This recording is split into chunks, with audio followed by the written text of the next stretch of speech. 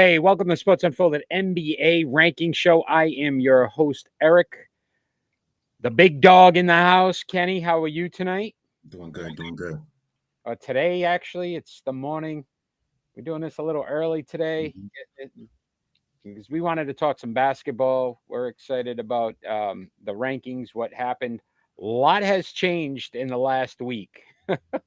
Yes. Surprised you're still wearing that hat, my friend, just based on what we've seen from the Boston Celtics.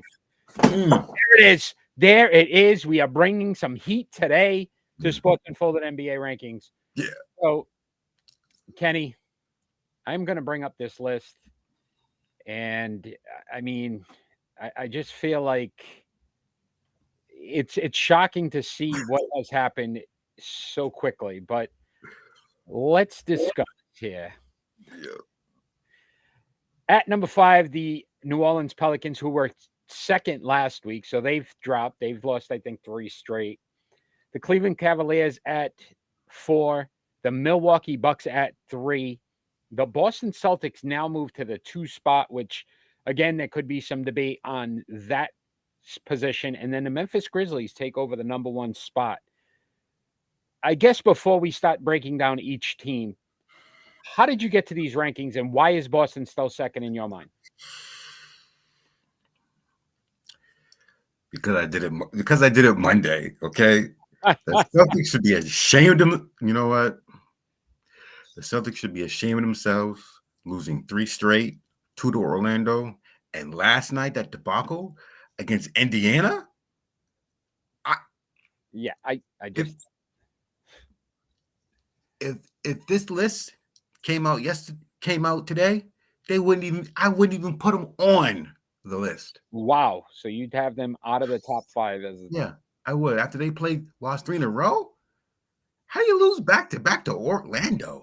right. That was a shocking one because if you look at the fact that you give them the first one, you say okay, but then the second time you lose to them, I think Tatum didn't play in that game. Yes, But again, your second string is probably just as good as Orlando's starting bunch. thank you, You thank know, you. so yeah, it's been an interesting ride here. So let's get into this number 5 team, and that's the New Orleans Pelicans. They're 18-12 currently on the season. 12-4 at home, so very good home record. They play very well in New Orleans. 6-8 on the road though, so they some struggles. Again, still a young team, so I think they're trying to figure that out. Averaging 117.3 points per game, giving up 112.5, 6-4 in their last 10. They've got games at home against San Antonio and Indiana, and they're at OKC this week. So there's a good opportunity for this team to continue winning. These are 3 winnable games. Zion Williamson averaging 25.2 points per game. And then very quietly, Brandon Ingram, 20.8 points per game. So we look at the having that 2-man tandem. New Orleans is building something here, right, Kenny? Oh yes, most definitely. They've won 7 straight, but then they lost 3 straight. So this is the time they need to go back on their winning streak. They have the 3rd best bench in the NBA, so their bench is highly productive. Yeah, it's again, depth's going to be the difference here. We know some of the injuries that they've had. Brandon Ingram sometimes is another guy that gets injured. We know about the Zion injuries. Yeah, And then McCollum. McCollum's missed some time this season. So it'll be interesting to see. I like this team. I think they're me too. it's tough though. The West quietly, I'm telling you that I feel like there's teams that are just not performing that will come around in the West. So it's going to be interesting. I mean, the East is extremely tough. And Yeah, if New Orleans can just kind of stay healthy, I think they have a legitimate shot here in the West. yeah, they do. They do. All right. What about this number 4 team, my friend? And that's the Cleveland Cavaliers. And the Cleveland Cavaliers, very quietly, again, another team that wasn't expected to be a top 5 contender. They're Yeah. 22-11 on the season, 16-2 at home. They actually have a better home record now than the Boston Celtics. And we remember the Celtics hadn't lost a game at home for a bit. Yeah. 6-9 on the road. So again, another team that needs to figure out how to win in hostile arenas and be able to perform there. But not a highly scoring team, 111 points per game, but they're only giving up 104.5 points. 7-3 in their last 10. They've got games at home against Toronto and Brooklyn. Toronto's played everyone very tough. Brooklyn is coming on, and that's one of the things I wanted to talk about that I haven't gotten into yet. But Kenny, no Denver on this list. They're number one in the West at 19-11. I was a little upset about that. But then Brooklyn 20-12, won 7 straight, 9-1 in their last 10, Kenny. That game against Cleveland, to me, puts Brooklyn in if Brooklyn's able to pull this off. Yeah. Very quietly in the back as well, Philly. Philly has won 6 straight now and is 18-12, 7-3 in their last 10. They've seemed to figure it out. The East is getting very tough. Yeah. It's you're starting to see teams we expected to be there now playing good basketball. Yeah. I'm not so sure that I would have had New Orleans ahead of Brooklyn on this list. 7 straight, my friend. Brooklyn's just not there yet. They're just not there yet. Give them a little bit of time. If they win a couple more games, maybe they'll be in there. I don't know, but they're just not there yet. They're just not there yet. And I'm going to plug this one because I want that New York market to start to get excited about the New York Knicks because they're 18-14, but they're 8-2 in their last 10. And they're starting to play some good basketball, and people are starting to believe. So the Knicks may be on this list at some point, which is crazy. Right? Yes. But let's go back to Cleveland here. Darius Garland, 5th in the NBA in assists with 7.8. Donovan Mitchell, 3.9 3-point attempts, 5th in the NBA. So he's chucking the ball up a lot. But I want to talk about the Twin Towers. We've got the new Twin Towers, Evan Mobley and Jarrett Allen, both averaging over 14 points a game, 14.8 and 14 respectively. 9.1 rebounds for Mobley, 10.2 rebounds for Jarrett Allen. The two big men and what they've been able to do. You got Garland back now. This is a scary good team. Yeah, it is. And their defense is tremendous. And Mitchell is shooting 80% or better. Oh my gosh, this is going to be one of those teams that can really make a run. I mean, you look at what Donovan Mitchell did in Utah. Like the Utah Jazz, to me, weren't that great of a team. Like when you collectively put it together, it wasn't a holy cow, what a team, what a squad. But his star power and what he's able to do, he reminds me of Dwayne Wade. Like just that guy that could just get a team, rally a team, and make them better. And what he's been able to do in Cleveland, I mean, it's just remarkable. The way they built it as well, right? The LeBron thing and the trades and all these guys, the pieces they were able to bring in. These young kids, I mean, I liked Mobley when he came out of college. I thought that was going to be a good pick, but not what they're able to do. And then they traded for Jarrett Allen. They're to me, one of the top contenders in the East. I mean, as tough as the East is, they're going to have a handful of teams. There's probably 6 or 7 teams right now in the East that could win it. Cleveland's one of them. So it's going to be interesting to see how these Cavaliers continue to mature. And again, if they can figure out how to win on the road, that to me is going to be the key for them. If they can figure that out, 6-9 right now on the road, you got to figure out how to win in hostile arenas because otherwise it's you can only play so many games at home. Yeah, true. So many games at home. Now, this team to me should have been higher. The Milwaukee Bucks, they're number 1 in the East now. They've taken over the number 1 spot in the East. They're 22-9. 14-3 at home, 8-6 on the road, 112.9 points per game, giving up 108.9 points per game. But they're 7-3 in their last 10. It's a tough week, though. At Brooklyn and then at Boston Christmas Day before our next rankings. Who out of the two teams really needs that game more when it comes to Brooklyn and Milwaukee? Is Brooklyn now needing that win to say, look, we are still the best team? Collectively on paper, we believe they were. Yeah, they do. They need this. Santa got to give them this present. Santa got to give them this present because they need this game. They really need this game.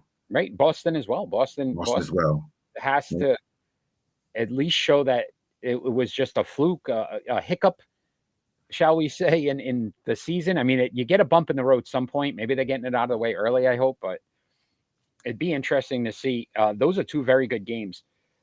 We can't discredit what Giannis has been able to do so far. He's third in the NBA in scoring at 31.6 points per game, fifth in rebounds at 11.2.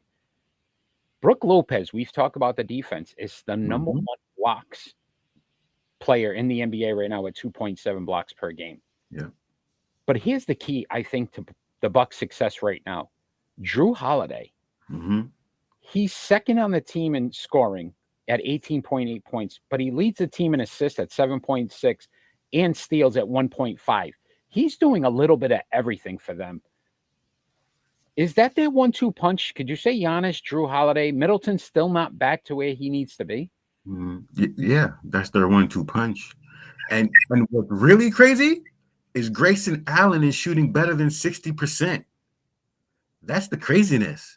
So you put him in there, give him minutes, and then it's just unbelievable.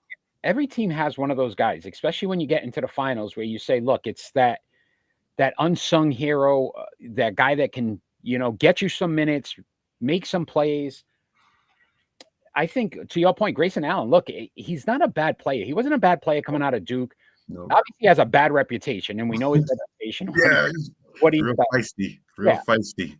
Sometimes you need a guy like that. You need a guy with a little bit of fire in him to say, look, put me on your back for 10, 15 minutes a game and watch me, roll. Let me just show you what I can do. And Yep. Milwaukee, to me, it's scary to say, I think they're the best team in the NBA right now. Yeah.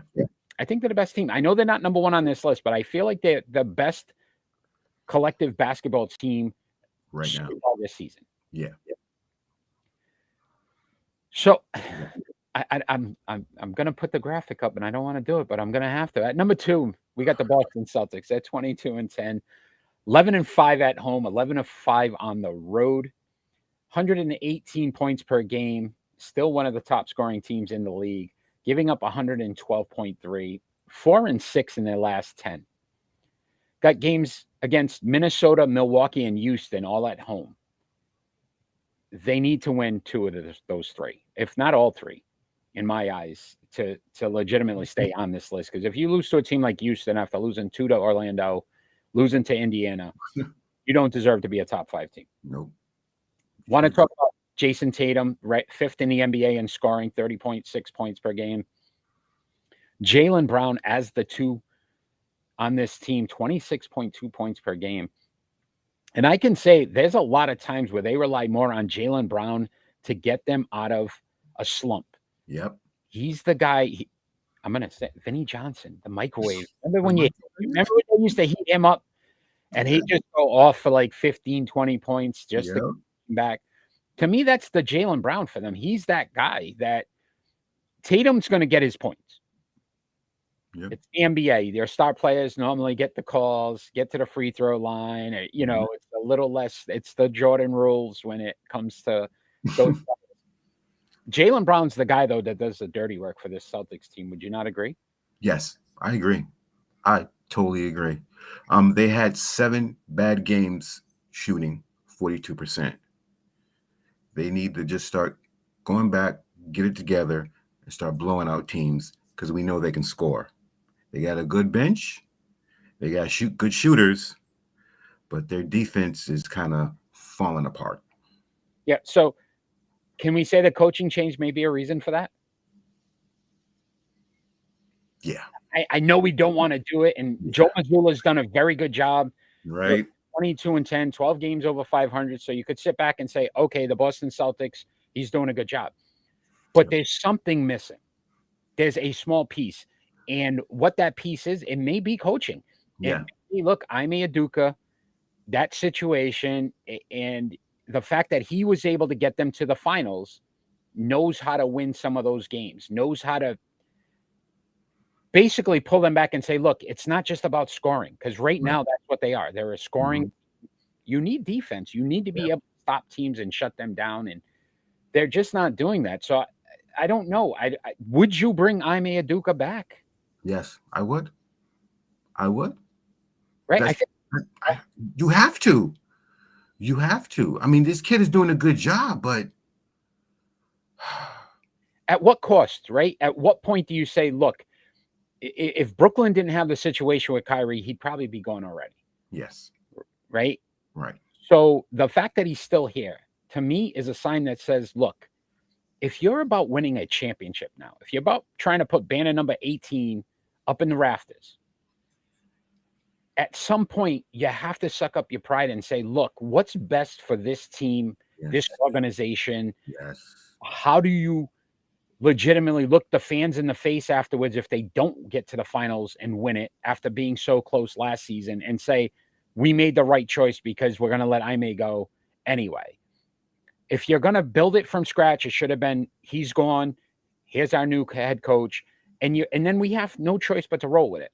But when you got something sitting out there in limbo, how do you sit back and tell the fans that it's okay not to win a championship because we're proving a point?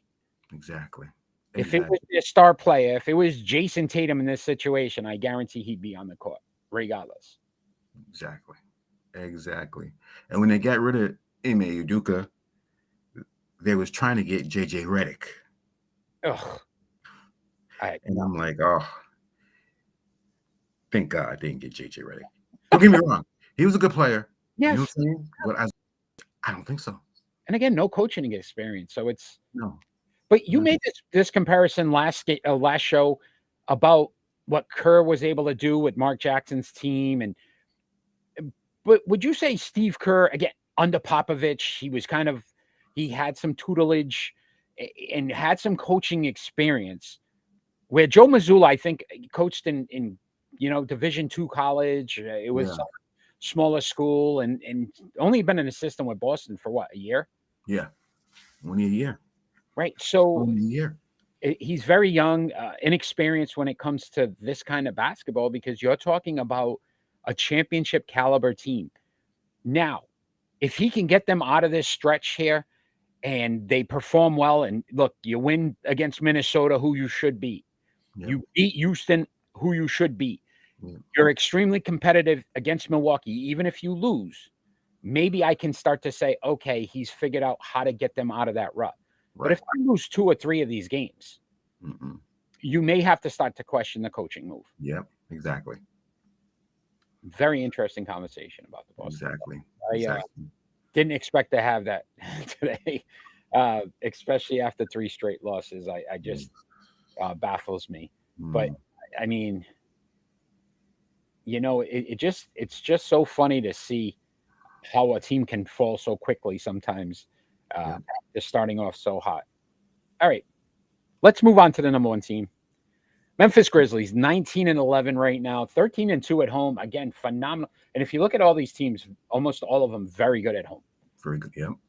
9-8 on the road. So again, over 500, but you need to improve that number. 115.4 points per game, 111.2 points against, 7-3 in their last 10. Got a game at Phoenix, then at Golden State, and then back home for Phoenix. Not an easy road here, other than Golden State, who has completely fallen off the map. I don't know what. Steph Curry getting injured. That wow. You talk about a guy that carries a team. Yeah. But what about Ja Morant here? 27 points per game, 7.8 assists, and 1.1 steals per game. Leads them in all 3 of those categories. Steven Adams, 10.2 rebounds per game, doing some work when it comes to the boards. But I wanted to talk about Desmond Bane, who's averaging 24.7 points per game. He's second on the team in scoring. We talk about the 1-2 punch, Tatum in Brown, right? Giannis and Drew Holiday, Garland and Mitchell, Zion and Ingram. Could you put Morant and Bane as probably one of the best 2 combos right now in the NBA? Yeah, most definitely. Ja can get to the basket anytime he wants, makes it, draws fouls, get to the line. And Bane, he's just a nice shooter. He's a pure shooter and so confident in his shot.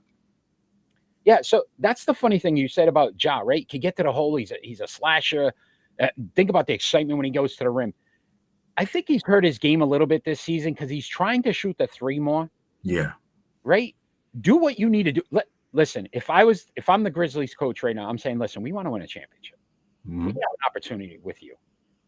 Do what we need you to do this year. With Bane playing as well as he's playing, let him shoot. You drive to the basket and do that thing for us. That's a championship caliber dynamic that most teams don't have. Why would you want to jeopardize that and say, look, I don't need you to be my 3-point shooter. We have a 3-point shooter. We have a Yeah. guy that can shoot the rock. Mhm. Will that hurt Ja in the long run this season? Yeah, it will. It will. You know, you live by the three, you die by the three. So don't do anything that you're not accustomed to. I mean, one and two is good, but 4 or 5, no. No, no. And the surprising thing is you got Dylan Brooks, who shut down Chris Middleton, and Chris Middleton was 1 for 12. So he's tremendous on defense. That's their defensive leader right there, Dylan Brooks. Great on defense. So that's what I'm saying, right? We're not asking Ja Morant to play center. Mhm. You wouldn't do that. You wouldn't say, hey, go down there and box. You know what I mean? Yeah. Low. So why be a shooter if you're not a true 3-point shooter? I'm not saying you can't try to develop the game at some point, but this season to me, after what happened last season, they are a championship caliber team, and the West is so wide open. Yep. Why jeopardize that right now? If you're talking about, there's 2 West teams on here, Memphis and New Orleans. If I was going to say right now, of those 2, which one's going to the championship? You would say Memphis. right. So why jeopardize that? Yeah. Why chance that? So to me, I love this team. I think they're exciting. They're young. They play with such intensity, but don't change your game during the season. In the off season, work on your 3-point shot. Say, hey, I'm trying to develop this. Next season, you start doing it. If you win the ring, who cares at that point what you do? I don't care. Hey, you're a champion. But if you lose in the Western Conference Finals because you're throwing up 6-7 shots per game that you probably shouldn't, and you had opportunities to drive to the lane, people are going to look at you and say, why were you playing out of your game? Yeah. So it'll be interesting to see, excuse me, how that all goes. But let's look that list up one more time before we get into Do You Remember, my friend. Mhm. And you got the Memphis Grizzlies, as we just said, at the number 1 spot. The Boston Celtics clinging to the 2 spot right now. The Milwaukee Bucks at 3, Cleveland Cavaliers at 4, and the New Orleans Pelicans at 5. Again, to your point, this list came out on Monday. A lot has changed from Monday to today being Thursday. Oh yeah. Oh yeah. So if I was going to ask you right now, Kenny, re-rank this, and I know for Sports Unfolded NBA ranking show, but re-rank this for Thursday, how would this rankings list look? Oh, this list would be. Can you put it up again? Yeah, absolutely, my friend.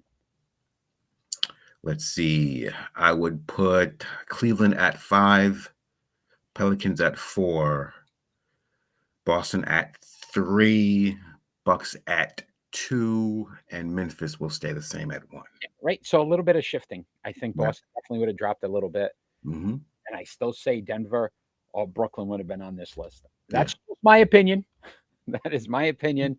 But you are my basketball guru, and you do all things basketball for Sports Unfolded, so we do appreciate that. And who am I to question that? Who am I to question that, my friend? All right, my friend. It is time for Do You Remember? And I know how excited you get about these. Let's go. I'm going to tell you right now, and I'm giving you the biggest hint I possibly could. All of these, Mm-hmm. a little bit of a Boston Celtic reference to them. Oh, okay. Okay. All right. I'm ready then. Starting with number 1. Mm-hmm. The Boston Celtics have had numerous top players in the NBA. Mm-hmm. Immense stars that have gone through the Boston Celtics arena. But which Celtic is the all-time leader in points per game?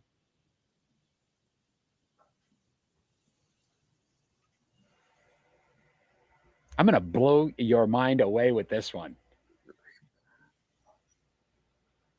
All-time points. Right? All-time points per game, not point. Points per game. Points per game. Hmm. Isn't it Paul Pierce? Paul Pierce. Let's see if you are correct, my friend. Isn't it Paul Pierce? Isn't it? Hmm. I will tell you this player averaged 24.7 points per game in 3 seasons with the Boston Celtics, and that would be Isaiah Thomas. Oh, Isaiah. Really? Isaiah Thomas, 24.7 points per game all time in 3 seasons with the Boston Celtics. Wow. I did not realize that. Wow. I told you I would blow your mind away on this one. IT, bring it back. Come on, Boston. They don't want to ruin that average. Yeah. They didn't bring him back, man. That's the only reason. That's the only reason why that makes sense. Yeah. Isaiah Thomas. Yeah, he was pretty exciting. He was pretty good. Yeah. He was Love all right. that game winning assist up had passed and Oh yeah. scored what, almost 50, 40 something points. 40, Yeah. I believe. Mhm. Yeah. All right, my friend. The next one, All right, So- got it. Bill Walton, Mhm. ended his career with the Boston Celtics. Yep. Was a great player with the Blazers, won a championship with the Blazers as well. Mhm. There was a team in between that Blazers Celtics. Which team was it that Bill Walton played for? So after the Blazers, right? All you remember is him in Boston, correct? Yeah. There was a team before that. Really?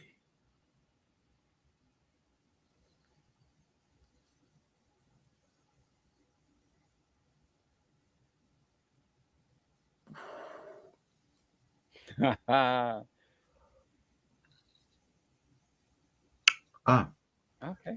I'm thinking it's a West team. I know it's a West team. It is a West team. It didn't come to the East. It was the West team. Yep. It I'm was. gonna say Clippers All right. Let's see if you are correct, my friend. or San Diego. Was that San Diego at the time?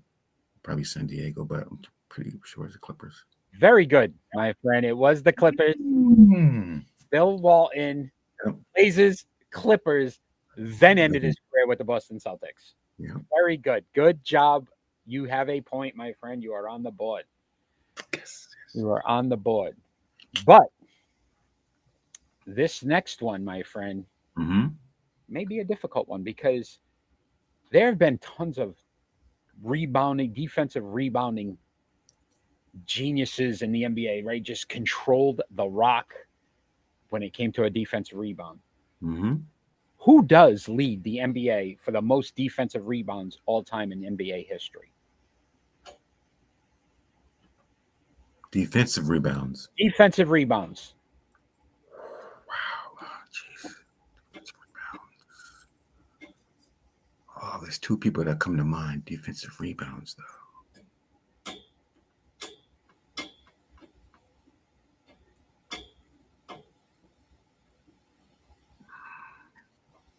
Ah. Woo. Oh, jeez. Oh boy. That'd be Kevin McHale. Kevin McHale is your guess. So I will say this: it is a Kevin, and this audio may help you. Anything's possible. Anything's possible. Kevin Garnett. Kevin Garnett. There you go. Garnett, all-time Yeah. leader in Oh. NBA history. Oh, Brooklyn. Oh, God. I went with this last team. I Oh. couldn't, but anything's possible, my friend. Kevin, Anything's possible. right? One more time. Let's listen to that again. Yes. Anything's possible. Anything's possible. Oh my, how that felt that year. But Great. Kevin Garnett, yes, the all-time leader in NBA defensive rebounds. So all had a Celtics reference there, my friend. I tried. Wow. You did get a point. I could give you a half point for a Kevin, I guess. Maybe we'll give you 1.5 today. You split it. Thank We'll you. split it. Thank you. You got a Kevin. Thank you. You got a Kevin. Thank This has been NBA ranking show for Sports Unfolded. We are normally on every Friday night at 6 p.m. Eastern Standard Time. I am joined by Ron, my other co-host, where we cover all of the weekly top sports stories that have gone on and debate everything possible in the sports world. We are on Rhode Island Broadcasting. That is 6 p.m. Friday nights on YouTube, Facebook, Twitch, and Twitter. Yep. Check us out. We are Fan Interactive. We love the fans to join. Kenny, I always appreciate all you do for Sports Unfolded. Thank you for having me. But we are loving these rankings. I know you will be away next week. I'm not sure if we'll have the list. I may have to, pry it from you. I know you will be on remote, but I will say this: I want you and your family to have a great holiday. I wish you the best and enjoy. You too. You too. In your travels. I mean, I think we should see what's up. We got someone to join in here, Michael. Right up my alley, the Connecticut man sharing this show. I love it. Thank you for the support. We are from Connecticut. We love the fact that our local teams, the Boston Celtics, you can see in Kenny's background there. But we try to cover all the NBA teams and go through that process. And we talk during the week about the NBA as a ton. But Michael, thank you for joining the show. We appreciate that. Yeah, thank you. Kenny, I will see you next week. Hope Yes. Definitely get that list to us. And all we ever ask for in this world is peace. Peace.